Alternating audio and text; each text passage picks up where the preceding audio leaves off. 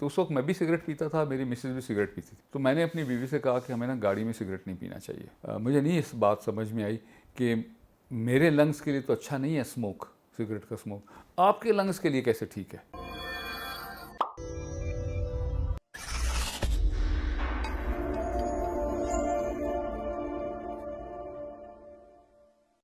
और ये पेरेंटिंग बहुत ज़्यादा इंपॉर्टेंट है। कभी भी बच्चों के साथ झूठ नहीं बोलना चाहिए। मैं आपको और किस्सा सुनाता हूँ। वो ये कि मैं और मेरी बीवी हम ना अपनी बेटी को उसके सोने से पहले स्टोरी सुनाया करते थे रात को सोने से पहले।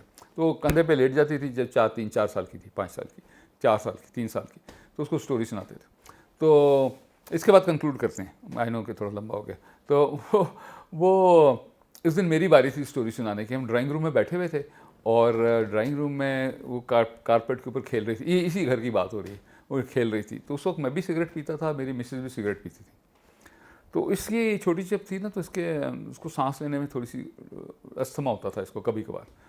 तो हमारी छोटी सी गाड़ी थी, एफएक्स गाड़ी थी, सुजुकी एफएक्स। तो मैंने अपनी बीवी से कहा कि हमें ना गाड़ी में सिगरेट नहीं पीना चाहिए, क्योंकि छोटे छोटे इसके लंग्स हैं, तो ये ना हम दोनों सिगरेट पीते हैं, तो गाड़ी भी छोटी सी है, तो सारी ये स्मोक इनहेल कर रही है।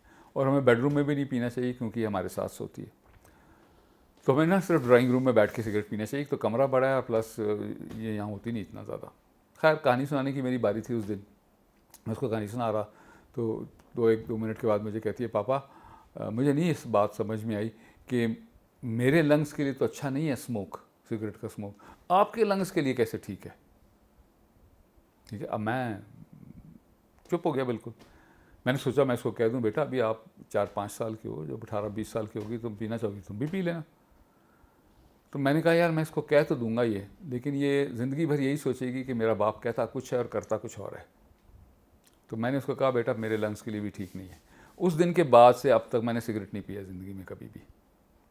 ठीक है, तो मैं एग्जांपल ये दे रहा हूँ कि पेरेंट बच्चों के साथ लाइटली मत लें। नहीं नहीं जा परे जा खेल, उसको हर चीज़ पता होती है बच्चों को। और अगर पेरेंट्स रिस्पेक्ट अर्न नहीं कर सके तो बहुत ज़्यादा ट्रेजेडी होगी। बच्चों की अपब्रिंगिंग, बच्चों की सेल्फ इस्टीम, बच्चों की कॉन्फिडेंस, बच्चों की अपने ऊपर फ़ख्र करना और अच्छे काम करना, वो सारा सारा कॉम्प्रोमाइज़ हो जाएगा।